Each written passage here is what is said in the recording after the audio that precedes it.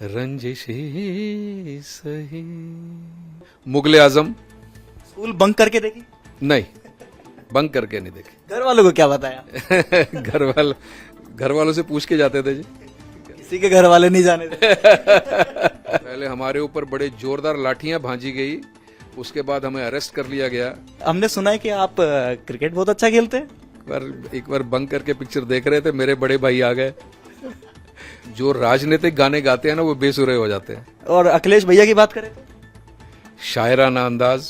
नमस्कार, India TV में आपका स्वागत है। मैं हूं आपके साथ दीपक प्रजापत। नेताजी दिल से का कारवां आज पहुंचा है कांगड़ा से बीजेपी के सांसद राजीव भारद्वाज जी। राजीव जी, इंडिया टीवी में आपका बहुत बहुत स्वागत। बहुत बहुत धन्यवाद दीपक जी, आपका भी और आपके इस बड़े प्रेस्टिजियस चैनल इंडिया टीवी का भी।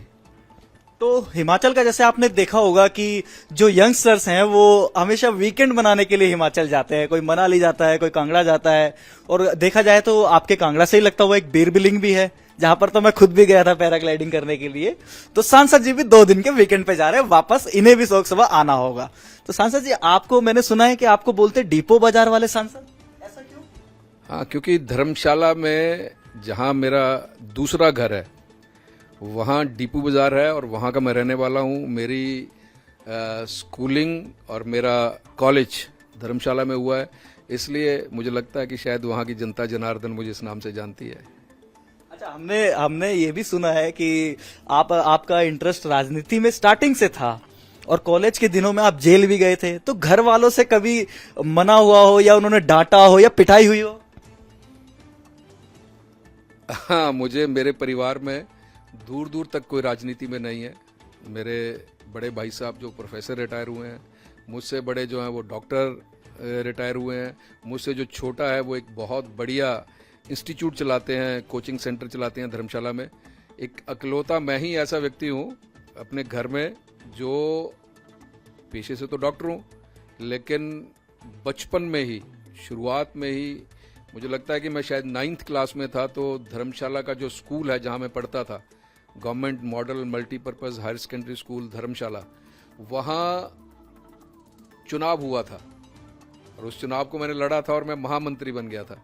मुझे लगता है कि जो एक हमारी भाषा में कहते हैं एक जो कीड़ा दिमाग में आ गया राजनीति का, मुझे लगता है कि उसके बीज वहाँ उस क्लास में मेरे दिमाग में बो दिए गए थे और चलते चलते चलते चलते कॉलेज में चले गए। कॉलेज में अखिल भारतीय विद्यार्थी परिषद के संपर्क में आ गया और अखिल भारतीय विद्यार्थी परिषद के बैनर के तले मैंने 4 चुनाव लड़े हैं, सचिव, महासचिव, उपाध्यक्ष और अध्यक्ष। ये चुनाव लड़े विद्यार्थी परिषद के बैनर के तले और जीते भी। तो जैसे कि हमने बताया कि आपको ये जो सीरीज है हमारी वो नॉन पॉलिटिकल है और इसमें हम कुछ ऐसे टॉपिक्स पर आपसे बात करेंगे जो आपके क्षेत्र की जनता भी उनसे जानना चाहती है। अच्छा, हमने सुना कि आप जब छात्र जीवन में थे, कॉलेज डेज में थे, तो आप जेल भी गए थे।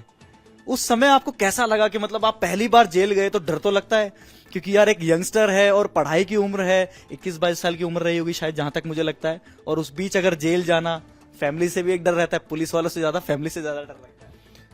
24 साल की उम्र थी मुझे लगता है उस समय मेरी, और उस समय हमारे प्रदेश में कांग्रेस की सरकार थी और श्रद्धेय वीरभद्र सिंह जी, स्वर्गीय वीरभद्र सिंह जी उस समय इस प्रदेश के मुख्यमंत्री थे और हमारे कॉलेज की कुछ डिमांड्स थी, उसके विषय में हम संघर्ष कर रहे थे। बहुत लंबे समय से हमारी स्ट्राइक चल रही थी। उस समय मैं स्टूडेंट सेंट्रल एसोसिएशन का जनरल सेक्रेटरी था, मैं उस एजिटेशन को लीड कर रहा था। और हुआ यूं कि हमारे कॉलेज के साथ लगते स्थान पर मुख्यमंत्री जी का कार्यक्रम था अगले दिन। तो हमने एक अल्टीमेटम दिया कि या तो मुख्यमंत्री जी हमारे साथ मिलें, हमें समय दें, हमारी मांगों को सुने, उनका समाधान करें। यदि वो ऐसा नहीं करेंगे तो हम उनको जाने नहीं देंगे, उनका रास्ता रोकेंगे, धरना देंगे। तो मुख्यमंत्री जी ने समय नहीं दिया। हमने सुबह 5 बजे धरना दे दिया क्योंकि मुख्यमंत्री जी को वहां से हेडक्वार्टर धर्मशाला के लिए जाना था। हमने कहा कि इनको नहीं जाने देंगे जब तक हमारी बात नहीं सुनेंगे। इसी बीच आपको जेल में रखा गया। तो पहले लाठीचार्ज हुआ। पहले हमारे ऊपर बड़े जोरदार लाठियां भांजी गई, उसके बाद हमें अरेस्ट कर लिया गया। लेकिन उस समय एक बड़ा एक मजेदार आपको मैं किस्सा सुनाऊं जैसे ही पुलिस की वैन में हमें लेके जाया जा रहा था तो वहाँ डिपो बाजार है जहाँ मेरा घर है, वहाँ से जब हम निकल रहे थे वहाँ गाड़ी रुकी तो पिताजी मेरे सामने थे। वो किसी कारण से बाजार में आए होंगे तो सामने थे, तो उनकी नज़र मेरे ऊपर पड़ गई। तो जब उन्होंने मुझे देखा और गाड़ी के देख रहे थे कि हिमाचल पुलिस, तो बहुत हैरान हुए कि ये मेरा बेटा यहाँ कहाँ बैठा है। उनको लगा कि कोई ऐसा काम ना किया हो जो सोसाइटी में अच्छा नहीं माना जाता, इस करके ना कहीं जेल में गया हो। जेल में रहने की बात बताई, 24 साल की उम्र में जेल में गए, तो छात्र राजनीति से आपने बहुत कुछ सीखा और एक कहते हैं ना कि मेंटली प्रिपेयर भी हुए आगे के लिए। वो कहते हैं कुछ होता है, हर चीज जो कुछ भी होता है वो लिखा होता है। तो शायद वो 24 साल की उम्र में पटकथा लिखी गई 15 दिन की और आज आप सांसद बनकर के यहाँ पहुंचे हैं। बहरहाल वापस पॉइंट पर आते हैं। हमने सुना है कि आप क्रिकेट बहुत अच्छा खेलते हैं। मैं लेफ्ट हैंडर बॉलर था और राइट हैंडर बैट्समैन था। उस समय हंसता था कि उस समय इंग्लैंड के एक प्लेयर हुआ करते जेफ आर्नोल्ड, वो सीधे हाथ से बैटिंग करते थे और उल्टे हाथ से बॉलिंग करते थे, तो मेरे आदर्श थे वो समय। लेकिन इंटर यूनिवर्सिटी के बाद सौभाग्य नहीं मिल पाया क्योंकि एवेन्यूज नहीं थे। जो राजनीतिक गाने गाते हैं ना वो बेसुरे हो जाते हैं। बहुत अरसे से मैं गाता नहीं, लेकिन उस समय जब थे तो अच्छा गाते थे और ऑडियंस भी पसंद करती थी। एक हमारे डिजिटल ऑडियंस के लिए भी तो बनता है। नहीं, अब तो याद नहीं है एकदम से आपने है? रंजिशी सही दिल ही दुखाने के लिए आ, रंजिशी सही आ फिर से मुझे छोड़ के जाने के लिए आ, रंजिशी सही। कई वर्षों के बाद गाया है और संगीत के लिए रियाज की जरूरत होती है, तो अगली बार जब आप इंटरव्यू करेंगे तो मैं रियाज कर लूंगा, सुंदर गजल सुनाऊंगा। अच्छा, फिल्मों का भी शौक रखते हैं क्या सांसद साहब? अगर कोई फिल्में देखते हो, कोई फेवरेट फिल्म हो ऐसी जो आपने उस टाइम पर देखी हो? मुगले आजम। स्कूल बंक करके देखी? नहीं, बंक करके नहीं देखी। घर वालों को क्या बताया? घर वालों से पूछ के जाते थे जी। किसी के घर वाले नहीं जाने थे। बता सकते हैं अगर राज एक बार बंक करके पिक्चर देख रहे थे, मेरे बड़े भाई आ गए, उन्होंने मुझे पकड़ लिया। घर पहुंच गई बात। घर भी बात पहुंच गई और पूरी सेवा भी हुई हमारी, जो आमतौर पर भारतीय बच्चों के साथ होता है और भारतीय माताएं जो करती है, जिनके हाथ में बेलन, झाड़ू और बाकी चीजें रहती है। तो सब हुआ। तो कॉलेज के डेज आपके अलग अलग रहे, छात्र राजनीति में भी आप रहे, गजल भी आप गाते थे, फिर डॉक्टर की पढ़ाई में भी आप चले गए, स्कूल बंक करके फिल्में भी देखने गए, मुगले आजम। अभी का कोई अगर आपके फेवरेट सिंगर हो जिसे आप बताना चाहें? गजलिस्ट तो मेरे चंदन दास हैं, बहुत सुंदर गजलिस्ट हैं वो। और जगजीत सिंह का तो क्या मुकाबला था। तो अभी की जनरेशन में आ गए रैपर्स, तो रैप वगैरह सुनते हैं? नहीं, सिर्फ गजल गजल गीत। लेकिन जो अब शकील बदायूनी की लिरिक्स का मुकाबला हो सकता है क्या? नहीं हो सकता। 70 साल पुराने गाने उठा के देख लीजिए, आज भी बिल्कुल तरोताजा लगते हैं। और आजकल जो आता है 6 महीने के बाद आउट ऑफ डेट हो जाता है, कोई नहीं सुनता उनको।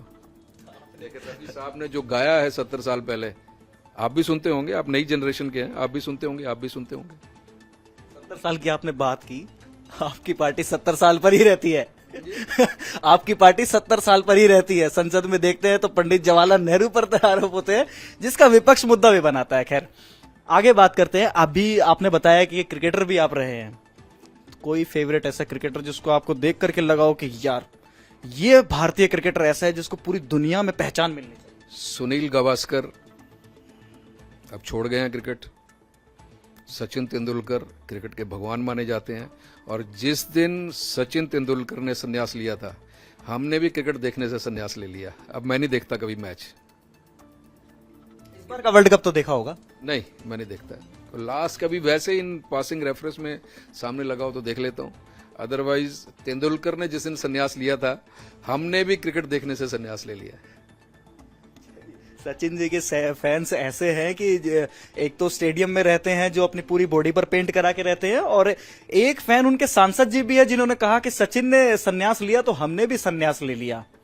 आगे कुछ बात करते हैं। अगर कोई पॉलिटिशियन आपके यहां से, आपको संसद में आप रहते हैं, तो कोई ऐसा पॉलिटिशियन आपको लगाओ कि यार इसके अंदर संसदीय गुण तो नहीं लेकिन बाकी कलाएं बहुत अच्छी हैं, जैसे क्रिकेट से ले लीजिए, क्रिकेट बहुत अच्छा खेलते हो, या फिर सिंगर बहुत अच्छे हो, या फिर कोई कविताएं अच्छी लिखते हो? पॉलिटिशियंस में देखिए सबके आइडियलिस्टिक तो एक ही है, नरेंद्र भाई मोदी। वो सबकी पसंद है। और अमित भाई शाह लोह पुरुष हैं वो। और पार्टी इसका विस्तार यहां तक जो हुआ है उसमें नरेंद्र भाई मोदी के बाद सबसे बड़ा हाथ यदि किसी का मानता हूं तो अमित भाई शाह का है। और ऑफ कोर्स राष्ट्रीय अध्यक्ष जगत प्रकाश नड्डा जी।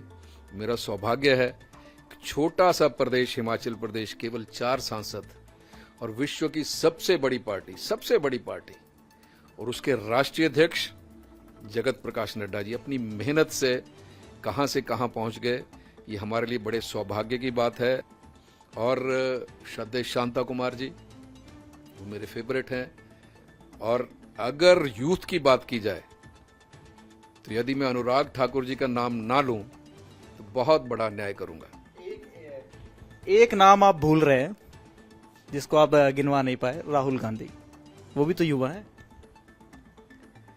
अखिलेश यादव, उनके विषय में अगर आप ना पूछो तो अच्छा है, क्योंकि आपने कहा कि ये गैर राजनीतिक इंटरव्यू है, तो इसलिए मैं कोई टिप्पणी नहीं आपने सबके नाम गिनवाए। देखिए, नरेंद्र मोदी जी का नाम गिनवाया, अमित शाह का नाम गिनवाया, राहुल गांधी भी संसद का हिस्सा है, वो भी तो अच्छे हैं, डैशिंग है, दिखते हैं। अब मैं कुछ नहीं बोलूंगा, क्योंकि पहले तो हम टीवी पे सुनते थे, अब तो प्रत्यक्ष देख रहे हैं लोकसभा में। चलिए, लास्ट में चलते चलते एक हमारे इस प्रोग्राम की एक थीम है, हम एक रैपिड फायर खेलते हैं। आप रेडी है रैपिड फायर खेलने के लिए? चलिए, रैपिड फायर खेलने से पहले एक बार बूज अप दीजिए, ठीक है? मैं एक नाम लूंगा, वो पॉलिटिशियन भी होंगे, एक्टर भी हो सकते हैं, क्रिकेटर भी हो सकते हैं। आपको एक लाइन में डिस्क्राइब करना है, सिर्फ एक लाइन में। सबसे पहला नाम लेता हूं मैं आपके सामने, Amitabh Bachchan. Living legend of India. दूसरा नाम लेता हूं मैं, MS Dhoni. Living legend in sports. Change करना पड़ेगा मुझे लगता है, राहुल गांधी। कोई टिप्पणी नहीं करूंगा, मेरी एक्सपेक्टेशंस पे नहीं है वो। ये रूल है सर, आपको एक लाइन तो बोलनी पड़ेगी। चाहे आप जैसा भी बोले, आप राजनीति करते हैं, आपको तो बहुत बेहतर तरीके से बोल सकते हैं। उनके जो इस बार का आचरण है उसमें तो बालक बुद्धि लगते हैं वो। इन शॉर्ट, बालक बुद्धि। चलिए आगे बढ़ते हैं। प्रधानमंत्री मोदी। एक लाइन में अगर डिस्क्राइब करें तो प्रधानमंत्री मोदी। विश्व विख्यात नेता। कंगना रनौत। मेरी कुलीग है,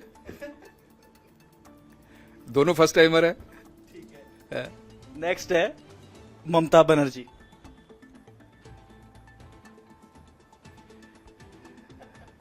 हर समय गुस्से में। अच्छा, दीदी हमेशा गुस्से में रहते हैं। और अखिलेश भैया की बात करें तो शायराना अंदाज। तो चलिए राजीव जी, आपका बहुत बहुत धन्यवाद इंडिया टीवी में जुड़ने के लिए। राजीव जी ने हमारे सारे सवालों का जवाब तो दिया, और ऐसे ही नॉन पॉलिटिकल इंटरव्यू देखने के लिए आप जुड़े रहिए इंडिया टीवी के साथ। राजीव जी, इंडिया टीवी में आपका बहुत बहुत धन्यवाद। Thank you so much. Thank you very much Deepak ji, बहुत बहुत धन्यवाद आपका भी और आपके इस प्रेस्टिजियस चैनल इंडिया टीवी का भी।